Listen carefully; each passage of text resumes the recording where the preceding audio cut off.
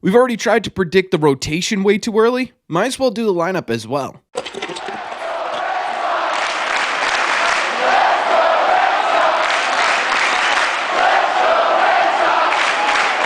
What is going on, everybody? Welcome back to Red Sea Radio. My name is Corbin, and in today's video, we're going to try and predict way too early here what the Red Sox 2025 lineup is going to look like. Talking trades, talking signings, talking promotions, the whole shebang right here in this video. But before we get into that, just a heads up, we're going to be live tonight on this channel talking all the latest Red Sox news and rumblings. We got some Evaldi rumors, we got some Max Fried rumors, we got a whole lot of stuff going on. That is going to be tonight.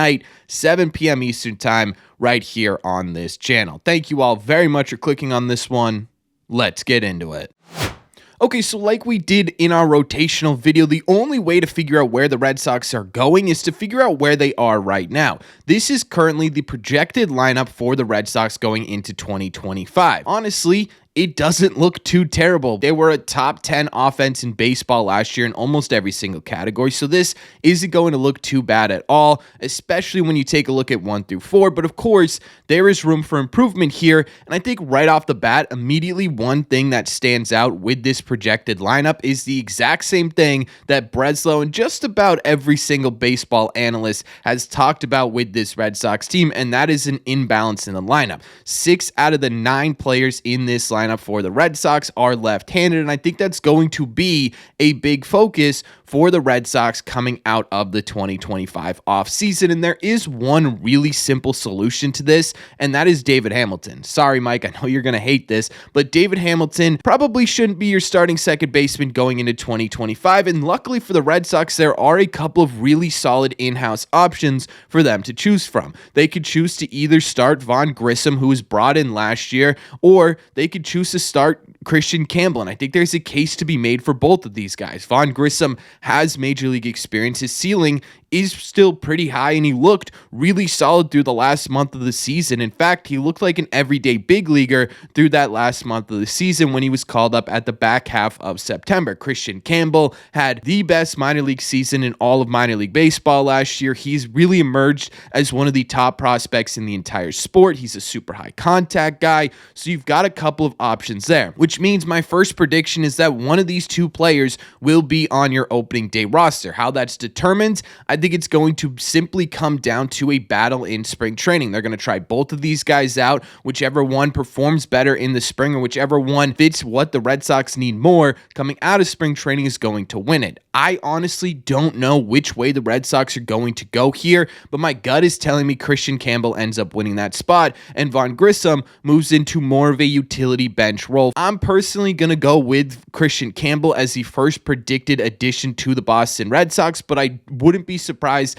at all if that's Vaughn Grissom. So right off the bat, just looking internally, you've got some options to help with this lineup balance issue. You also have Rob Refsnyder and Romy Gonzalez on the bench, as well as an option like Nick Sogard, who's a switch hitter. So you've got a whole bunch of options here to figure out the right-handed mess. But at the same time, too, I do think the Red Sox, if they're going to make additions outside of this team, are going to look for a right-handed bat. And I think that's where the second prediction comes in here, because I do think the Red Sox add a right-handed bat in free agency. Now, there are some big names that Red Sox fans have wanted them to be connected to, guys like Bregman and Pete Alonso. I don't think they're really going to be truly in on either of those guys. They may check in just to see what the market looks like, but I don't see any bidding wars happening for either of those guys. A couple of other bigger names that Red Sox fans have mentioned: Anthony Santander, obviously Teoscar Hernandez. They've been connected a couple of times to Willy Adames. That's somebody to pay attention to. Maybe that's someone the Red Sox look to bring in,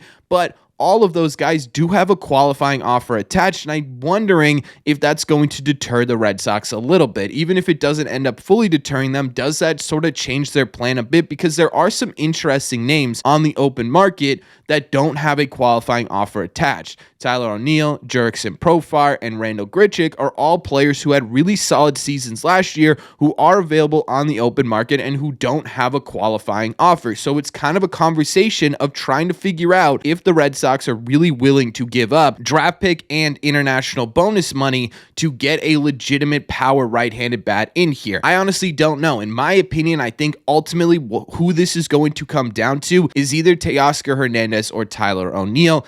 And again, I don't know which way the Red Sox are going to go. I don't know if maybe another team just blows one of these guys away with an offer. The Dodgers really like Teoscar Hernandez. It might be hard to pry him from them, and I think Tyler O'Neill's going to have a fairly decent market. I think there are going to be some teams that are very interested in Tyler O'Neill's services, so maybe it's not one of these two, but that's going to be my ultimate prediction, that one of those two either come back or come to the Boston Red Sox. And what the hell? Let's go with Teoscar Hernandez. Let's say the Red Sox are going to really put their balls to the wall this offseason and not really care about the repercussions coming later down the road for making their team better right now. Official prediction number 2 is that the other right-handed bat that is added to this Red Sox lineup is going to be Teoscar Hernandez. The reason I'm picking Teoscar is simply I like the fit just a little bit better than I like Tyler O'Neill's. Now, they're very similar in terms of power production. They're very similar in terms of their strikeout rates. Teoscar is a little bit better, though, but the one thing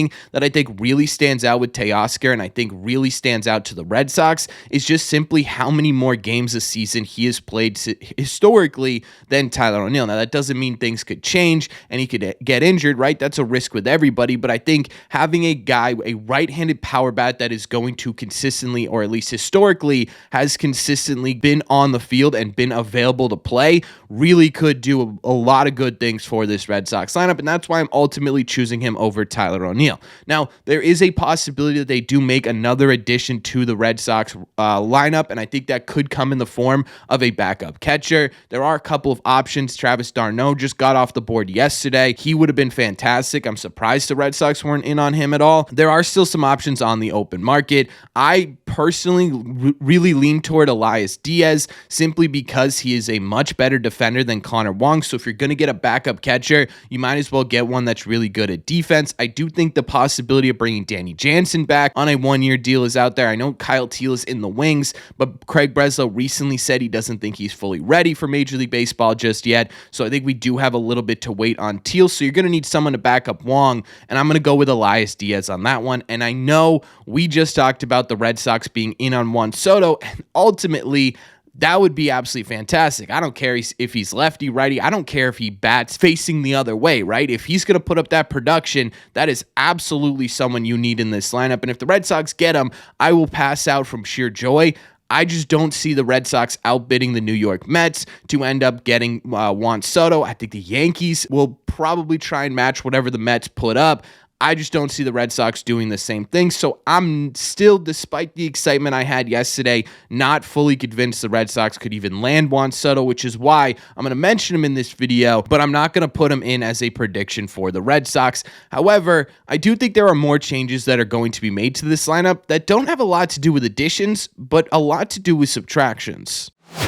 Unfortunately, because the Red Sox have made it so apparent that balancing out this lineup is a top priority, that also means there's more than likely going to have to be players who are on the move. And I think there's two obvious players that could be moving this offseason. And I think there's one player that not a ton of people have mentioned, but I could absolutely see moving as well. The first one, I think, is pretty clearly Masataka Yoshida. We've talked about it a ton, so I'm not going to fully break it down, but trading Masa opens up one of the more versatile spots on the roster. With DH open, they could fit Teoscar Hernandez into this lineup every single day while also still allowing him to play the field a bit, right? You could sort of shuffle through the outfield and get these guys off their feet. You could do the same with an infielder if you were to sign someone there. It just makes all the sense in the world that the Red Sox go and trade Masataka Yoshida. Who they trade him for is going to be a really interesting question because honestly, there's not going to be a ton of suitors. You're going to either have to find a perfect scenario where a team like the Seattle Mariners is trying to get rid of a Luis Castillo, or if the Arizona Diamondbacks are willing to trade Jordan Montgomery, right? There's very, very specific scenarios in which Masataka Yoshida being traded makes sense. It's not going to be an easy one to do, but it feels like a necessary evil. I just think there's more important places that you need to improve upon, and opening up that DH spot allows you to do that. So as much as I'd like to keep Masa, I just don't see how the Red Sox achieve their goal this offseason without him moving. So I do predict that the Red Sox are going to trade him.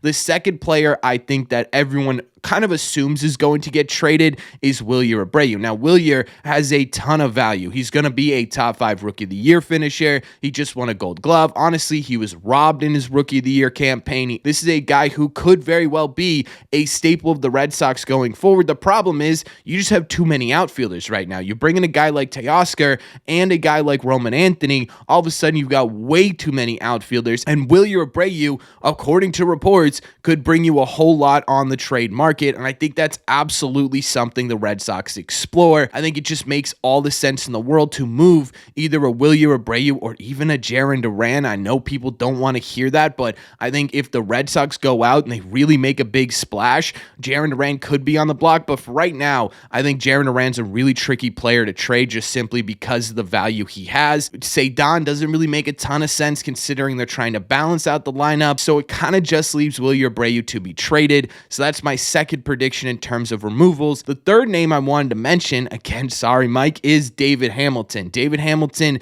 does have some value on the trade market right now. He's fast. He showed this season he could be a potential league average bat. He showed this season that he could be a potential league average second baseman. I think there are going to be teams who would be interested in trading for David Hamilton. The Red Sox have an abundance of infielders right now. They have an abundance of left-handed hitters, and they do have abundance of athleticism. No one's quite as fast as David Hamilton, but they do have guys on this team that could make up for the loss in speed. So I think David Hamilton is also a name that to keep an eye on when we're talking about the trade block this offseason. So my prediction for the 3 trades are going to be Masataka Yoshida, Wilyer Abreu, and David Hamilton. And I think ultimately what your lineup ends up looking like is something like this. I think this ends up being fairly similar to what the Red Sox look like come opening day, and I do think this would be a pretty productive lineup. You add in a guy like Christian Campbell, who's a high contact player. Obviously, you bring in the number 1 prospect in baseball in Roman Anthony, who I do think ends up actually breaking camp with this team. I think there's going to be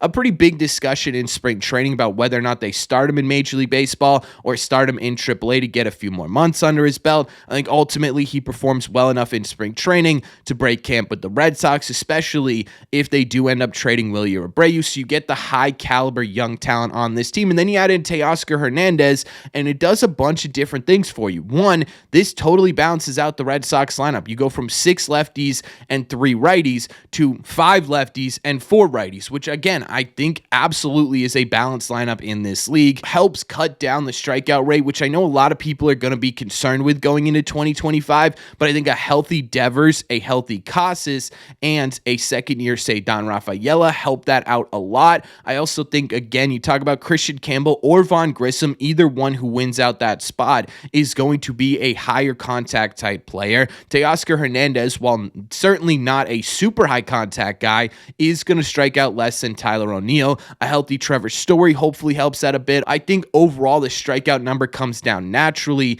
as we go into 2025, and these guys help a bit, really sort of bring that to mid-level. And if they could do that, we're talking about a top 5, top 8 offense in the sport with Teoscar, Duran, Devers, and Casas at the top of this list. I think this is a really, really solid group of players. What's interesting is that this lineup really isn't all that different from 2024, but it's also very different at the exact same time, which is fascinating to me, right? You technically only made 1 outside addition to this lineup, but adding in 2 really, really high caliber prospects and sort of shuffling around the order of this lineup could really do a number for it, and I think that's exactly what we're seeing right here, right now. So overall predictions, adding in Teoscar, adding in Campbell, adding in Roman Anthony, subtracting Massa, subtracting Wilyer, and subtracting David Hamilton, and I think you've got yourself a really solid lineup. But that's just my opinion. So let me know in the comment section down below, what do you guys think about this? What do you think about my lineup predictions? Do you think it ends up being different at all? Do you think it's exactly the same? What are your thoughts here? And what do you think would work best for the Red Sox going into 2025? As always, if you made it to the end of this video, do me a favor. Make sure you guys have hit that subscribe button if you haven't already. If you're new here, we talk Red Sox content almost every single day. Also, make sure you guys have hit the like button on this video as well. It just simply helps out a ton, and it's the best way to let me know you're enjoying the content. Don't forget, if you want to listen instead of watch these episodes, all you got to do is head over to your favorite podcasting app and look up Red Seat Radio. Thank you all very much for clicking on this one. I will see you tonight, 7 p.m. Eastern Time, right here on this channel. And of course, in the red seats.